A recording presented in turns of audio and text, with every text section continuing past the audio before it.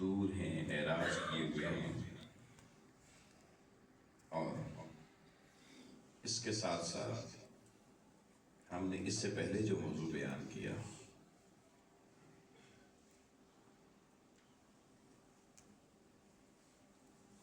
وہ بھی اپنی اہمیت کے اعتبار سے بہت اہمیت طلب تھا، جس میں ہم نے استغاثہ کی شرعی حیثیت کو بیان کیا۔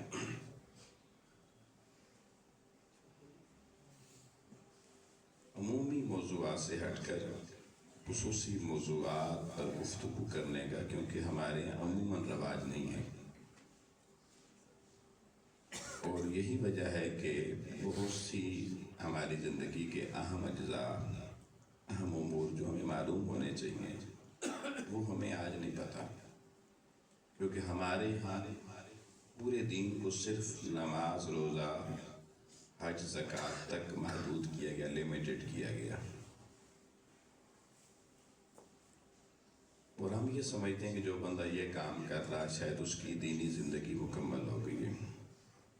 یہ ایک ایسا تصور ہے جس تصور نے حقیقت یہ ہے کہ ہمیں دین سے بہت دور کر دیا۔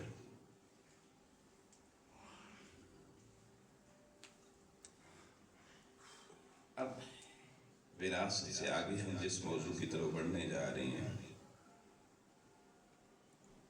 وہ شاید اتنا اہم ہے کہ آپ نے زندگی میں کبھی نہیں سنا ہوگا، شاید، کیونکہ تصور ہی ہمارے یہاں اس کے بیان کا نہیں ہے کسی بھی حوالے سے۔ یہ بات بڑی لائق توجہ ہے کہ ہمارے ہاں کیونکہ جو پڑھے لکھے طبقے، وہ لوگ جنہوں نے پورا دین پڑھا ہو، ان کو جب محراب و منبر سے دور کیا گیا اور وہ پھر جابز کی طرف چلے گئے کیونکہ ان کا محراب و منبر سے گزارا نہیں تھا، پیچھے محراب و منبر پہ وہ لوگ دستیاب ہوئے کہ جو علمی طور پر، دینی طور پر، تعلیمی طور پہ پختہ نہیں تھے بلکہ سرے سے ہی دور تھے، لیکن کیونکہ ہمارے ہاں دین بیان کرنے کے لیے، علامہ کہلانے کے لیے علم کی تو سرے سے شرط ہی ہم نے نہیں رکھی مسجد کے لیے۔ کون سی مسجد ہے جس میں کسی کی ڈگریاں چیک کی جاتی ہیں، کسی کے لیے کچھ شرائط ہمارے یہاں کیا ہوتی ہیں؟ داڑھی کا سائز کتنا ہونا چاہیے، پگڑی ٹوپی کا سائز کیسا ہونا چاہیے، کپڑے کیسے ہونے چاہیے، بولیا کیسا ہونا چاہیے۔ یہ اس ستیاناز سے پورے دین کا اور دینی تعلیمات کا جو ہم نے خود نکالا، اور اس کے اندر ہمارا بسرا بابا کلچر انوالو ہے۔ مسجدوں کی، کمیٹیوں کی ہم نے سربراہیاں ان لوگوں کو دی جو سرے سے دین سے تعلق ہی نہیں رکھتے تھے، جو محلے کا بڑا چودھری ہے، بڑا راجہ ہے، بڑا کھڑپینچ ہے، بڑا ملک ہے، اس کو جناب چلو بڑیرا بنا ہے۔ اور پھر ظاہری بات ہے اس بندے کا تو دین سے کوئی ربط کا تعلق ہے نہیں، اس نے تو وہی ایک جو معاشرتی اقدار والا نظام ہے کہ جس کا ڈنڈا اسی کا سنڈا، اس نے مسجد بھی ویسے ہی چلانی، اور پھر وہ بدتمیزی کی فضا کہ مولوی یا جو مدرس، اس کو کیونکہ اپنا ملازم سمجھا گیا اور اس کی عزت نفس کی دھجیاں بکھیری گئی، تو وہاں عزت نفس والا بندہ میں پھر ممبر پہ بیٹھنے کے قابل نہ رہا۔ آپ خود سوچیں نا، جس مسجد میں اتنی کسی کی سیکیورٹی کے اہل علم کی نہ ہو کہ اس کو ممبر پہ بیٹھے ہوئے چلو بھائی اگلا جمعہ تو نہیں پڑھانا، میں مثال دے، تو پھر کیسے لوگ اس طرف آئیں گے؟ سلیکشن کے لیے وہ لوگ ہیں جنہوں نے خود دین نہیں پڑھا، نکالنے والے وہ بندے ہوتے ہیں جنہوں نے دین کا سبق کبھی نہیں پڑھا ہوتا، بس اپنے مزاج کے مطابق بندہ نہیں چھوٹے کروا۔ کئی جگہ ہم سے لوگ رابطہ کرتے ہیں جمعے کے لیے وہ خطیب چاہیے، وہ ساتھ اپنی شرائط بتاتے ہیں، کیا وہ بھی شرائط پہلے تو کہیں گے داڑھی اتنی ہونی چاہیے، پگڑی ایسی ہونی چاہیے، کپڑے ایسے ہونے چاہیے، اس کے بعد جناب ساتھ ٹائٹل اس کے نام کے ساتھ یہ ہونا چاہیے، یہ ساری چیزیں ہو گئیں۔ پھر وہ کہتے ہیں جی کہ بندہ ہمارے مطابق چلنے والا ہو، جو ہم کہیں وہ کریں، جو ہم چاہیں وہ کریں۔ پھر وہ کہتے ہیں اس کی سر لے کیسی ہو، نے سننی لے سننی وہ ساری ان کی شرائط میں کہیں علم والی بات قرآن و حدیث کی آتی نہیں آتی، جس کا نتیجہ ہم آج دین سے حقیقی معنوں میں ہماری نسلیں کلیتاً دور ہو چکی ہیں۔ اور پھر یہاں میں ایک ایسی بات کہنے لگا ہوں، وہ آپ نے ناراض نہیں اس بات کو سمجھنا میں جس پیرائے میں بات کر رہا ہوں۔ پھر کیونکہ وہ جو نااہل نکمے نکھٹو معذور ذہن والے لوگ ہم نے خطیب بنا کے مسلوں پر ممبروں پہ کھڑے کیے بٹھائے، انہیں پھر علم تو بڑا نہیں تھا، وہ شگاف نہیں تھا، انہوں نے پھر دو چیزوں کا سہارا لیا اور پورا دین کو وہ دو چیزوں میں سے میٹ دیا۔ ایک دوسروں پہ تنقید بھیجا، اپنی اصلاح نہیں کرنا، کسی کو کام کرنے نہیں دینا۔ وہ جیسے وہ پنجابی میں کہتے ہیں نہ ناچوں گی نہ ناچنے دوں گی، لہذا ان کا کوئی جمعہ کوئی تقریر فلانا ایسا فلانا ایسا فلانا ایسا، بھئی تو کیسا ہے اپنے بارے میں بتا دے۔ وہ ساری زندگی اسی چکر میں ان کی گزر گئی۔ اور نئی نسل جذباتی ہوتی ہے، جو کسی کے خلاف بات کرے شیطان کی طاقت ساتھ آتی ہے، بہت بڑی وہ کہتا وہ ایک یہ مسئلہ پیدا کیا انہوں نے کہ مخالفت اور تنقید سے کام چلے۔ وہ دو چار گالیاں اس کو دی، دو چار اس کی پگڑی اچھالی، اس کی پھر وقت گزر گیا، تقریر کا ٹائم گزر گیا۔ ہاں مولوی صاحب بڑا مزہ آیا، یہ تو پھر مولوی صاحب گالیاں نکالے، لوگ سبحان اللہ اور نعرے تکبیر کے نعرے لگا رہے۔ دوسرا یہ کیا گیا کہ پورے سال کو تقسیم کر لیا گیا، جو قمری 12 مہینے ہیں ان کی مختلف شخصیات کے ساتھ۔ اب یہ میں نے پہلے معذرت کی، آپ نے میرے پرسپیکٹو کو سمجھنا ہے، یہ نہیں کہ میں شخصیات یا اس کے بیان کو مناسب یا جائز نہیں سمجھتا، لیکن سارا دین اٹھا کے کہاں لے گئے ہم کہ محرم سے شروع ہوا، اب پورے محرم میں صرف شہادت کا بیان، شخصیات کا بیان آ گیا، کوئی باقی مسئلہ اس میں نہیں۔ سفر میں بھی یہی چلے گا چیلم، اس کے بعد ربیع الاول شروع ہو جائے گا، پھر شخصیت حضور علیہ السلام کی، اس کے فضائل شروع ہو جائیں گے، وہ پھر ربیع الثانی میں آگے حضور غوث اعظم کی شخصیت آ جائے گی، ٹھیک ہے، بیچ میں سفر میں کوئی داتا صاحب عرس آ جائے گا، وہ شخصیات اور آ جائے گی، امام اہل سنت الشاہ احمد رضا خان صاحب کا عرس آ جائے گا، وہ چلتا گیا۔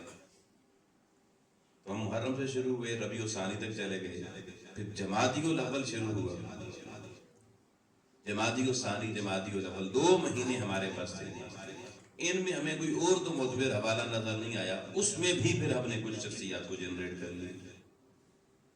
اب میں نام نہیں دیتا، پھر کچھ لوگ کہیں گے وہ بھی آپ نے نہیں چھوڑ دیا۔ پھر رجب آ گیا، وہ تو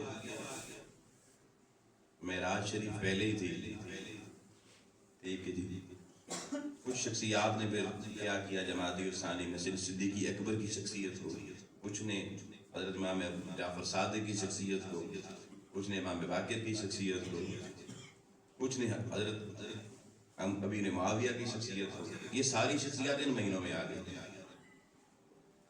رجب بھی اسی طریقے سے شخصیات کا شکار ہوا، پھر آ گیا شعبان، اس میں ہم نے ایک شب برات رکھی ہے، اس کے عنوان کو لیا اور اس پہ قصے کہانیاں ضعیف روایات اور ساری چیزیں رکھی بیچ میں، وہ بھی گزار دیا۔ رمضان آ گیا، رمضان کے فضائل بیان کیے، اسی طریقے سے آگے شوال، ذیقعد اور ذوالحجہ، وہ سارے ہم نے مہینے تقسیم کیے ہوئے ہیں۔ ذیقعد آخری مہینہ، اس میں بھی سیدنا عثمان غنی، سیدنا فاروق اعظم، یہ شخصیات پہ رہا، پورا سال تو گزر گیا۔ ایک دو کہانیاں آج شخصیت کیا تو لوگوں کو سنا، لوگ بھی خوش، محلہ بھی خوش، مولوی صاحب بھی خوش، نسلیں جائیں پہاڑ میں۔ وہ میتھمیٹکس جو پڑھی تھی انہیں کیا دین پڑھ کے کرنا۔ میں احباب گرامی انتہائی درد سے کیا بات کہہ رہا ہوں، یہ ساری شخصیات اپنی جگہ ان کی اہمیت امپورٹنس ہے، لیکن دنیا میں پہلا دین اسلام تو نہیں آیا، آخری دین اسلام آیا۔ حضرت آدم سے لے کر عیسیٰ تک بھی ادیان آتے رہے نا، آپ نے پیغمبروں کے علاوہ کتنی شخصیات سنی، گنتی کی 5-6 شخصیات ہوتی ہیں، وہ بھی حضرت لقمان کا بارے میں یہ پتہ نہیں وہ نبی تھے یا نہیں، شاید نبی تھے، حکیم لقمان، سورہ لقمان۔ حضرت مریم رضی اللہ تعالیٰ عنہ، وہ ٹوٹی کو کہ ایک پیغمبر کی ولادت ان سے ایسی ہوئی شوہر کے بغیر، ان کی شخصیت پہ قرآن مجید نے تخصیص کی. لیکن ہمارا عقیدہ ہے کہ عورت نبیہ نہیں ہو سکتی، لیکن بعض ایسے بھی ہمارے یہاں فرقے گزرے جن کا عقیدہ ہے کہ عورت نبیہ ہو سکتی ہے، انہوں نے کہا نبیہ سکتی ہے، اور دلیل ان کے پاس بہت زبردست ہے. یہ بھی بتاؤں، آپ حیران ہو جائیں گے. اب یہ کہتے ہیں نا کہ وہی صرف پیغمبر پر آتی ہے، فرشتہ صرف پیغمبر کے پاس آتا ہے وہی لے کر، باقی کسی کے پاس نہیں. تو قرآن پاک میں تو وَأَوْحَيْنَا إِلَىٰ أُمِّ مُوسَىٰ بھی آئے گا، وَأَوْحَيْنَا إِلَىٰ مریم بھی آئے گا. کہ ہم نے مریم کی طرف بھی وحی کی، ہم نے موسیٰ کی ماں کی طرف بھی وحی کی. تو یہ کیا ہے؟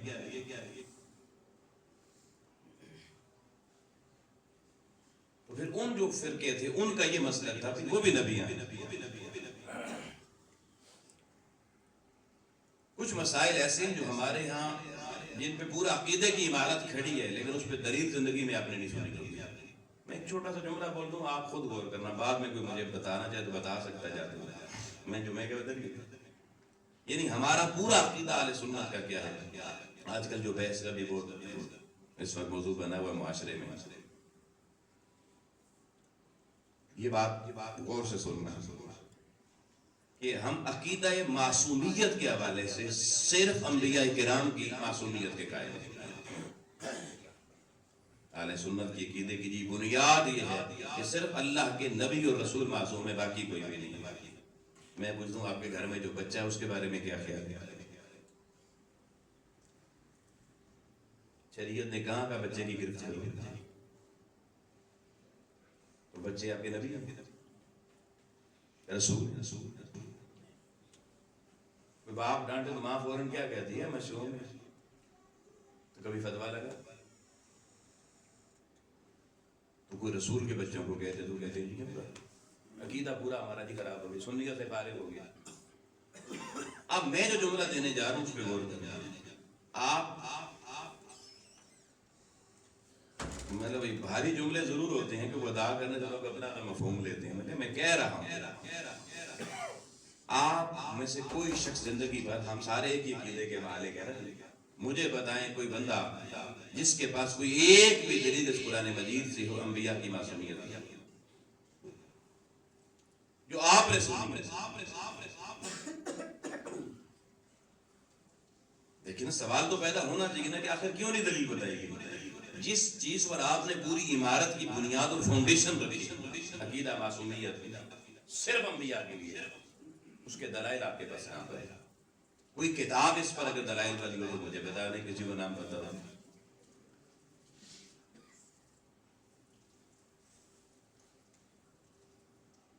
اب دلائل ہیں، یہ نہیں کہ نہیں ہے، یہ بھی کہوں، لیکن وہ جن کتابوں میں وہ کتابیں کسی نے نہیں دیکھی، پھر ان کتابوں کی عبارتیں پڑھنا سمجھنا ہی ناممکن، بڑی مشکل ہے.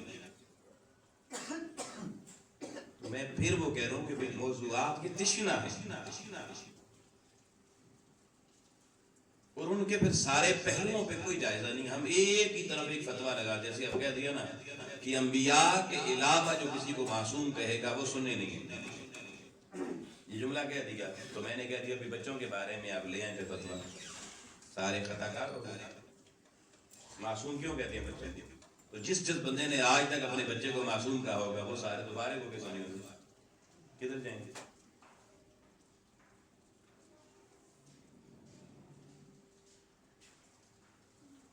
اسلام کا جو جامع تصور ہے نا، اس سے محراب و منبر سے جو جامع تصور دینا تھا وہ ہم تک نہیں آ سکے. کوئی تو میں پلٹ کے آپ سامعین کو یہ کہتا ہوں کہ آپ کم از کم اتنا پیغام ہمارا لوگوں تک ضرور پہنچاؤ کہ آ کے سنو. یہ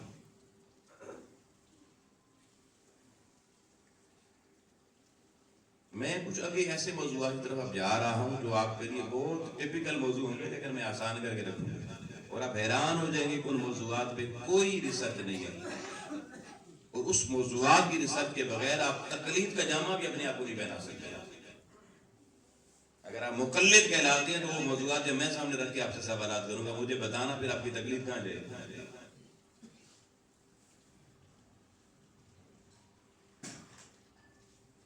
یہ میں نے چند جملے آپ کی توجہ کے لیے بولے، آپ کو اندازہ ہو کہ یار ہمارے ساتھ جو کھیل کھیلا جا رہا ہے اس کا نتیجہ کیا ہونا؟ عالم کفر۔ اب اس کے لیے ہمیں شکار کرنا بہت آسان ہو گیا۔ پہلے اس کو سینما گھر بنانے پڑتے تھے، پہلے اس کو جادو کے جوئے کے اڈے بنانے پڑتے تھے، پہلے اس کو جناب وہ شاہی محلے اور بازار بنانے پڑتے تھے، کوٹھے بنانے پڑتے تھے، طوائفیں پیدا کرنی پڑتی تھی اس امت کا ایمان برباد کرنے کے لیے۔ اب یہ سارے کام آسان ہو گئے، ان کی ضرورت ہی نہیں، نہ تھیٹر کی، نہ ڈرامے کی، نہ فلم کی، نہ طوائف بازار کی، اب صرف سوشل میڈیا پہ۔ اور اس سوشل میڈیا پہ سنیپ چیٹ، ٹک ٹاک، ایون فیس بک،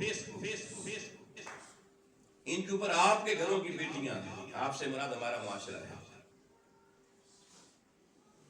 وہ بے حیائی پہ مطلب ایسے پلیٹ فارم موجود ہیں، میں ان کا نام بھی آپ کو نہیں بتانا چاہتا کیونکہ مجھے پتا یہاں بچے اٹھ کے گھروں میں وہ سرچ کریں گے ان پلیٹ فارم کو فوراً، اور اس پہ بڑی کمائی ہے، اور جن بچوں کو پتا وہ لاکھوں روپے ایک ایک دن میں کما رہے ہیں۔ کیوں کہ وہ بے حیائی کو پروموٹ کرنے والے عناصر ہیں، اور ان سے ایک گھنٹے میں لاکھوں افراد تک لے جاتی ہے۔ تھیٹر سینما یہ کام نہیں کر سکتے، وہ گنتی کے لوگوں تک کرتے تھے۔ پلیٹ فارم ہے، آپ اپنے کمرے میں سو کے، بچے اپنے کمرے میں گئے، ٹک ٹاک کا وہ پلیٹ فارم انہوں نے کھولا، اس پہ آن لائن پلیٹ فارم ہے، اس کی رجسٹریشن لوگوں نے کروائی ہوتی ہے، وہ پھر جو گفتگو صرف کرتے ہیں نا، میں کہتا ہوں ننگو آر بہت چھوٹا لفظ رہ جاتا ہے، اور جو بچہ پھر اس کا وکٹم ہو جاتا ہے۔ شراب اتنی متاثر بندے کو نہیں کرتی جتنی وہ گفتگو متاثر کرتی ہے، یہ بھی بتا دوں۔ اس میں نشہ کتنا نوجوان نسل کے لیے ہوتا ہے، لڑکے لڑکے، اور ادھر سے ڈالر بھی آ رہے ہوتی ہے، اور حکومت وقت کے سارے ادارے یہ جانتے ہوئے بھی وہ بلی کی طرح آنکھیں بند کر کے بیٹھے ہوتے ہیں، ان کو نہیں پکڑتے کیونکہ عالمی طور پہ اجازت نہیں، کیونکہ ہے ہی کہ پروموٹر پیچھے مافیا ہیں یہود و نصارہ۔ تو یہ دیکھیں ہم نے نسل کو بچانا ہے تو اس ایک ہی صورت ہے کہ ہمیں دین کی صحیح تصور سے اس نے آشنا کرنا ہے۔ آپ یہ دیکھیں حضور علیہ الصلوۃ والسلام نے فرمایا، اور یہ مشکات المصابیح کی حدیث نمبر 2587 ہے، یہ غور کرنا۔ لا يدخل الجنہ جسد غذی بالحرام،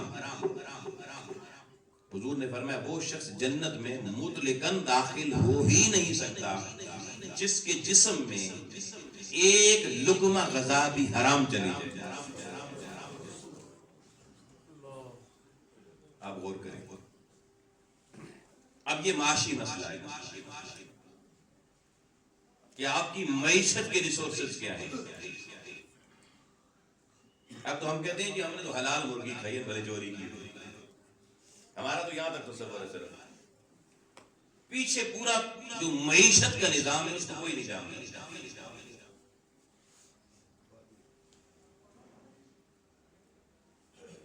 پھر دیکھیں حضور نبی اکرم صلی اللہ علیہ وسلم نے فرمایا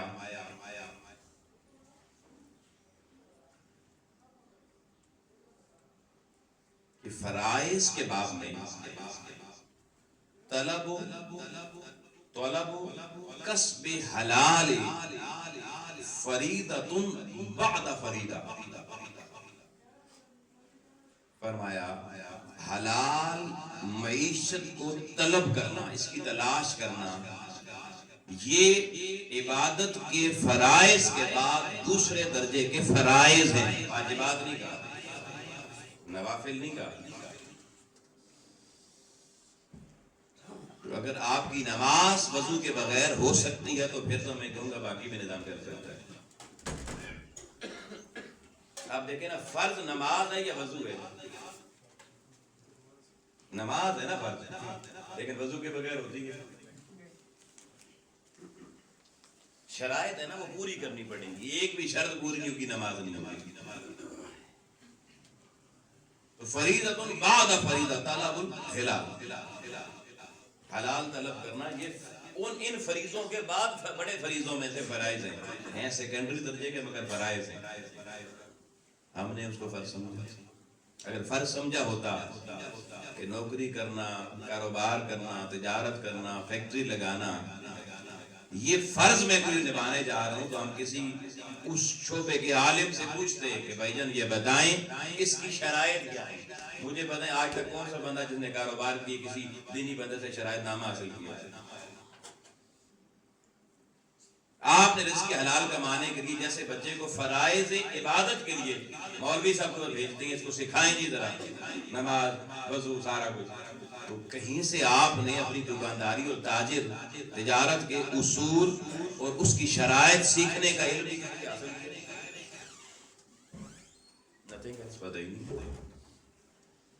تو پھر آپ کیسے کہہ سکتے ہیں کہ ہماری زندگی میں آنے والا رزق حلال ہے؟ یہ رزق تو پھر ایسے ہی ہے جیسے بغیر وضو کے نمازیں پڑھنا.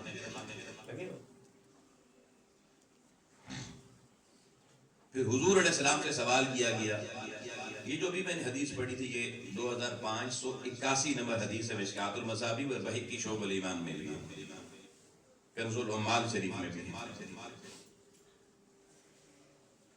پھر ابن ماجہ کی حدیث ہے جو مشکات المصابیح میں 2582 نمبر پہ درج ہے. امام الانبیاء علیہ السلام سے ایک صحابی نے سوال کیا کہ ای الکسب اطیب، حضور یہ بتائیں کون سا کام کمائی والا کام، معیشت والا کام وہ اطیب پاکیزہ ترین ہے، جو سب سے زیادہ پاکیزہ ہے. حضور وہ بتا دیں وہ کمائی کا طریقہ کون سا ہے. تو آقا علیہ السلام نے فرمایا کہ عمل الرجل بیدہ، عمل الرجل بیدہ، کسی شخص کا اپنے ہاتھ سے کام کرنا، اپنے ہاتھ سے. اور پھر اس نے فرمایا وَكُلُّ بَيْءٍ مَبْرُورٌ، اور جس تجارت میں ہر چیز جس کا سودا ہونا ہے، جس کا لین دین ہونا ہے وہ مبرور ہو، یعنی ہر شک، ہر شبہ اور ہر نقص اور ہر عیب سے پاک ہو، اور بیچنے والا بھی جس کو دیکھ سکتا ہو اور خریدنے والا بھی دیکھ سکتا ہو. اب جو سوشل میڈیا پہ بیٹھ کے پیسے کما رہے ہیں وہ تو کیا بات، یہ مسائل ان کو تو ڈالر آ رہے ہیں.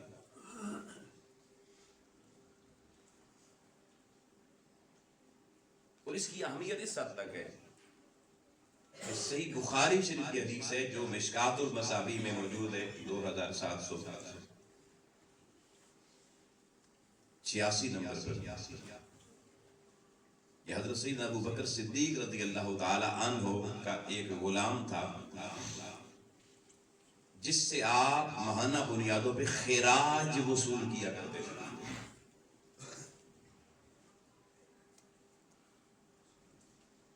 ایک بات غلاموں کو کام پہ لگا کے جب وہ اپنا کام کرتے ان کے کام سے ایک جیسے ٹیکس حکومتیں لیتی ہیں نا، خراج لیتا تھا مالک. ایک مہینے میں وہ خراج میں کھجوریں لے آئے جو صدیق اکبر کو انہوں نے دے دی. آپ نے اس میں سے کوئی ایک دو کھجوریں کھا لی. اب ذرا سمجھنا بات ہے. جب کھا چکے نا اس نے کہا حضرت آپ کو پتہ ہے یہ جو میں نے آج خراج آپ کو دیا یہ مال میں نے کمایا کہاں سے؟ اب سن، آپ نے کہا نہیں مجھے تو نہیں پتا تھا تو نے کہاں سے کمایا. اس نے کہا حضرت جی دور جاہلیت میں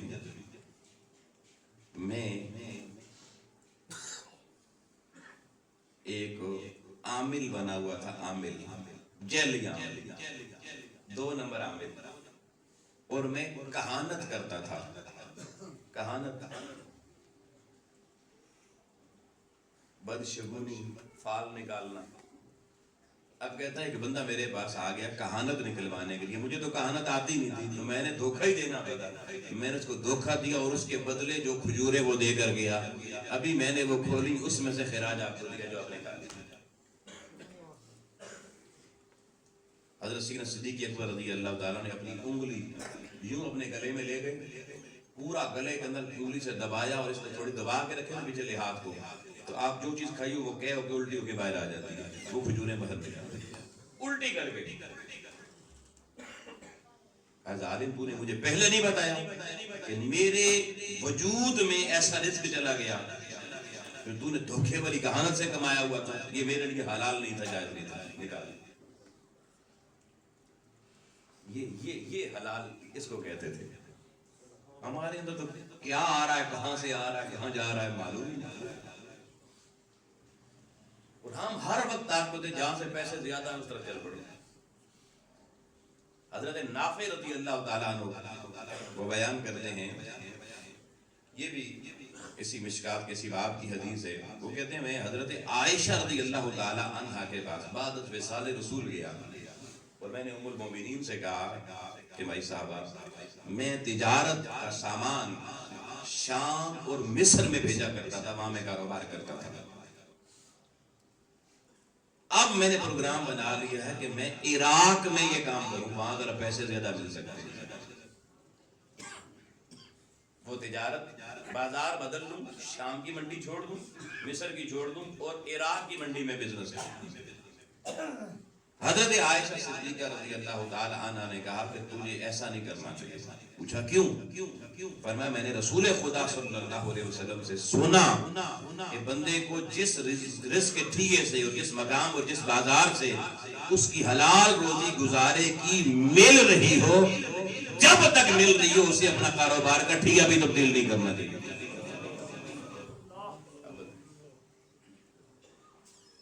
یہ ان تعلیمات سے کون سے راستہ ہے؟ ہاں ایک صورت بتائی، جب آپ کو اس بازار میں، اس کاروبار، اس ٹھیے میں اتنا نقصان ہو جائے کہ سروائیو کرنا مشکل ہو جائے، اب آپ اس کو بدل سکتے ہیں۔ اسلام نے یہاں تک تعلیمات دی اور معاشی مسائل میں آپ حیران ہوں گے اسلام کہاں تک رہنمائی کرتا ہے۔ آپ حیران ہو جائیں گے نا، میں نے شروع میں کہا کہ نماز روزہ تک ہم نے سارا دن سمجھا ہوا ہے، آپ فقہ کی کوئی کتاب اپنی مرضی کی اٹھائیں، میں نہیں کہتا یہ والی وہ والی، آپ کسی فقیہ کی لکھی ہوئی کوئی فقہ کی کتاب اٹھا لیں، اس کتاب کے 4 حصے کریں،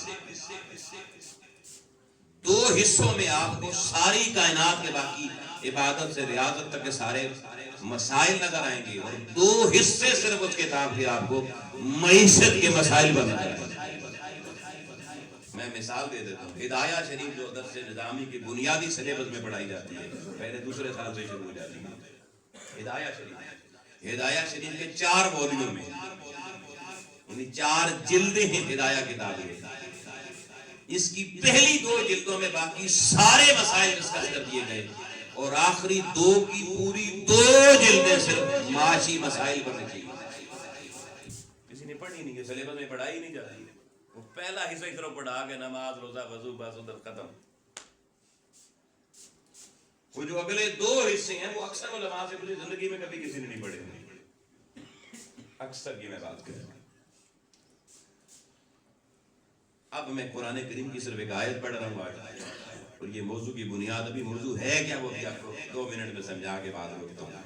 یہ میرے سامنے قرآن مجید کی سورہ زخرف ہے، اور اس کی سورہ نمبر 43 ہے، وہ اس کی آیت نمبر 22 ہے۔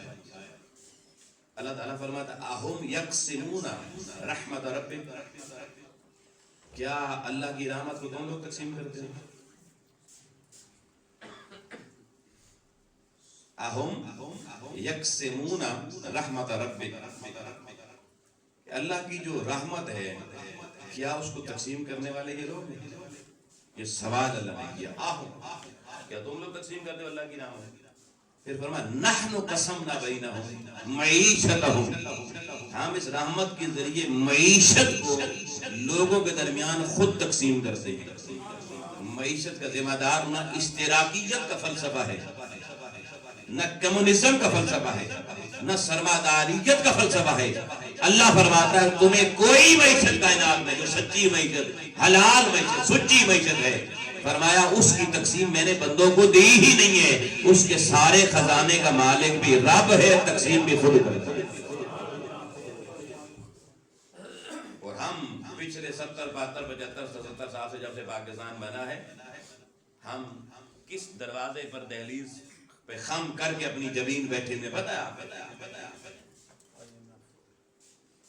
وہ سرمایہ دارانہ نظام ہے. اور کبھی ہم سوشلزم کی طرف دیکھتے ہیں، کبھی کیپٹلزم کی طرف دیکھتے ہیں. ان پہ بھی میں بات کروں گا آگے کہ یہ ہیں کیا.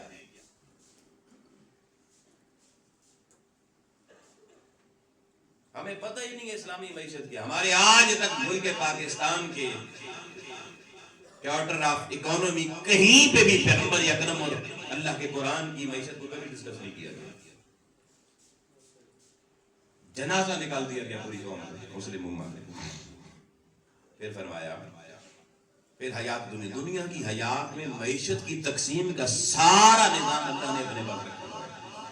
وَرَفَعْنَا بَعْضَهُمْ بَعْضًا فَوْقَ بَعْضٍ دَرَجَاتٍ. ہاں میں بندوں میں سے بعض کو بعض کے اوپر مقرر کر دیتا ہوں. بعض نیچے کام کرنے والے ہوتے ہیں، بعض ان کے اوپر افسر ہوتے ہیں، کام کروانے والے ہوتے ہیں. بعض ورکر ہوتے ہیں، بعض اوپر مالک بناتا ہوں فیکٹری کا، کسی فارم کا. اللہ تعالیٰ کہتا ہے یہ میں ایسا کرتا ہوں، یہ میری تقسیم ہے. کہ کچھ کام کرنے والے ہوتے ہیں، کچھ ان سے کام لینے والے ہوتے ہیں. یہ دونوں طبقہ اللہ کہتا ہے یہ میری تقسیم ہے، میں کرتا ہوں. کسی کو کام ہنر، یعنی کچھ بندہ ساری زندگی میں لگا رہے وہ ہنر نہیں سیکھ سکتا، اس نے ورکر ہی بن کے ساری زندگی لیبر بن کے کام کرنا ہے. اور کوئی 4 دن بھی جب کو سمجھ آ جاتی ہے وہ استاد بن جاتا ہے. یہ اللہ تعالیٰ کہتا ہے یہ ذہنی تقسیم میں نے کی ہوئی ہے، میں نے کی ہوئی ہے. اللہ تعالیٰ کہتا ہے سارے استاد بن جائیں تو ورکر کدھر جائیں گے؟ وہ کام کرنے والا کون ہوگا؟ استادیاں کرنے والے سارے ہوں گے. اور سارے ورکر رہ جائیں، استاد کوئی نہ ہو، ہنر کوئی نہ جانتا ہو، تو پھر کام کیسے کریں؟ یہ اللہ تعالیٰ کہتا ہے میری یہ دنیا میں تقسیم ہے. میں کسی کو کسی کے اوپر لگا دیتا ہوں، درجات کے کوئی درجے میں اوپر کوئی نیچے ہو گیا. لِيَتَّخِذَ بَعْضُهُم بَعْضًا سُخْرِيًّا. لیکن اللہ تعالیٰ فرماتا ہے یہ میں اس لیے نہیں کرتا کہ جو بڑا بنا دیا، افسر بنا دیا، کاریگر بنا دیا، استاد بنا دیا، وہ دوسروں کے سامنے شیخی بگاڑ کے فخر کرتا ہے میں استاد ہوں، گالیاں نکالتا میرے شاگرد کو. جیسے ہمارے یہاں ہوتا ہے، آپ کسی دکان پہ جائیں نا، وہ بچہ کام کر رہا ہوگا ہوٹل پہ، وہ تو استاد ہی کھڑے ہوں گے جناب. استاد جی، یہ بھی ذہن میں رکھیں. استاد، ٹیچر استاد نہیں ہوتا، ذہن میں رکھیں. میں پہلے کسی بار آپ کو بتا چکا ہوں. ہمارے ٹیچر کو نہیں، استاد کی. استاد کہتے ہیں آپ کا موچی، چپل ریپیئر کرنے والا، بال کاٹنے والا، گاڑی چلانے والا، آپ کی بجلی ٹھیک کرنے والا، موٹر ٹھیک کرنے والا، یہ سارے استاد ہیں. اور ان کی جمع استادہ ہوتی ہے، اساتذہ نہیں ہوتی. اور جس لفظ کی جمع اساتذہ ہوتی ہے، اساتذہ، اس کی واحد استاد نہیں ہوتا، استاذ ہوتا ہے، زال ہوتا ہے. ہم نے کیا کیا؟ ٹیچر کو بھی، وہ دین پڑھانے والا ہو، عصری علوم پڑھانے، اس کو بھی اٹھا کے استاد جی. وہ چپل گاڑنے والوں کو بھی استاد جی. فرق کی طرح ستیہ ناس تو ہم نے خود کیا ہوا. اور یہ پڑھے لکھوں کو بھی یہ فرق نہیں پتا. عام بندے کی بات تو عام بندے کی رہی. تو فرمایا میں نے کسی کو ہنر مند بنا دیا، افسر بنا دیا، اوپر والی سیٹ پہ بٹھا دیا، تو اس لیے نہیں بنا کہ وہ فخر کرے اور دوسروں کو جناب شیخی بگاڑے اور دوسرے کو اپنے سے کم تر سمجھے، کسی کی غربت کا تمسخر اڑائے، مذاق اڑائے. فرمایا اس کی اجازت نہیں ہے. وَرَحْمَتُ رَبِّكَ خَيْرٌ مِّمَّا يَجْمَعُونَ. تم جتنا کو جمع کر رہے ہو، وہ جمع کرنا اس سے اوپر ایک چیز ہے. تم صرف جمع کرنے میں لگے ہوئے ہو. کبھی تم نے دیکھا کہ جمع کرنے والی جو چیز تم نے جمع کی ہے، بینک بیلنس ہو یا پراپرٹی ہو، اس کے اندر اللہ کی رحمت ہے یا نہیں؟ فرمایا یہ سارا کچھ نیچے ہے جمع کرنا. وَرَحْمَتُ رَبِّكَ خَيْرٌ. ان سب سے بہتر اور اعلیٰ چیز اللہ کی رحمت ہے. اللہ کی ہمیں پیسہ چاہیے، رحمت نہیں چاہیے. آپ کسی کو کہیں نا بھائی آپ مجھے کیا دیں گے؟ دعائیں دوں گا. اپنے کول کسی کو آپ کہیں نا، کوئی آپ سے کہ جی مجھے آج، مطلب کو آپ کا نواسا نواسی آپ کو کہہ دے کہ دادا ابو، نانا ابو آج مجھے کیا دیں گے؟ آپ کہیں بیٹا میں آپ کو دعائیں دوں گا. وہ کہے نا اپنے کول رکھے محمد. یعنی بچپن سے ہماری مائنڈ تھراپی یہ ہو گئی ہے کہ رحمت والی چیز نہیں چاہیے، ہمیں پیسہ چاہیے. یہی فرق تھا ایمان والوں میں اور کفر والوں میں. آج وہ فرق ہم نے ملا. تو احباب گرامی، میں یہاں پہ یہ مضمون ابھی اس کی میں نے بنیاد تھوڑی سی رکھی ہے، اگلے جمعے کو ہم اس پہ باضابطہ گفتگو شروع کریں گے، انتہائی امپورٹنٹ آپ کو محراب و منبر سے اس دور میں سننے کو لگے۔ دنیا کے معاشی نظام، کیپٹلزم، سرمایہ دارانہ نظام اور اشتراکی نظام، ایک رشیا نے بنایا، ایک اہل مغرب نے بنایا، معاشرت کے لیے یہ نظام انہوں نے بنایا، اور اسلام نے دنیا کو کوئی معاشی نظام نہیں دیا۔ اسلام نے دنیا کو کوئی معاشی نظام نہیں دیا، اسلام نے نظام حیات دیا، نظام اور معیشت حیات کا ایک جزو ہے۔ اب کافر کی کیونکہ زندگی میں سمجھے ساری زندگی معیشت ریڑھ کی ہڈی ہے، یہ جو ہمارے وزیر خزانہ بھی بولتے ہیں بڑے بڑے، معیشت ریڑھ کی ہڈی ہے، یہ مسلمان کی زبان کا جملہ نہیں ہے۔ مسلمان کی ریڑھ کی ہڈی معیشت نہیں ہے، کیونکہ مسلمان کو تو معیشت کے لیے پیدا ہی نہیں کیا گیا۔ یہ فرق بتاؤں گا، اسلام معاشی نظام نہیں دیتا، نظام حیات دیتا ہے۔ اس میں معیشت کو کس طرح اسلام ہمارے سامنے واضح کرتا ہے، اور اس کے مقابلے میں جو مغرب اور رشیا کی طرف سے دو نظام آئے، جن کے دروازوں کی بلڈنگاں بن کے ان سے خیرات لے رہے ہیں، انہوں نے کس طرح اس امت کے پرخچے اڑائے اور اس کو قرآن و سنت سے دور کر کے ہمارے سلیبس مذہبی ہو یا عصری ہو، ہر دور میں سے ہماری اکنامکس کے سبجیکٹ میں سے بھی قرآن و سنت کے دیا ہوا چارٹر آف اکانومی ہمیشہ کے لیے انہوں نے نکال کر اپنے نیو ورلڈ آرڈر کی عملی طور پہ اجرا وہ کر چکے ہیں۔ ہم شکار ہو چکے ہیں اور ہم ان کے ہاتھوں میں اس جعلی نظام کے پنجے میں معاشی طور پہ ایسے پھنس چکے ہیں کہ اگر آج نہ جاگے تو شاید قیامت تک سے نکلنے کا راستہ بھی بند کر دے۔ اتنی خطرناک یہ چیز ہے، اور ہمارے علماء اس حوالے سے پیران کرام، کوئی گدیاں سنبھال رہا ہے، کوئی مسرتیں سنبھال رہا ہے، کسی کو فکر کیا، کسی کا مطالعہ نہیں سیکھا۔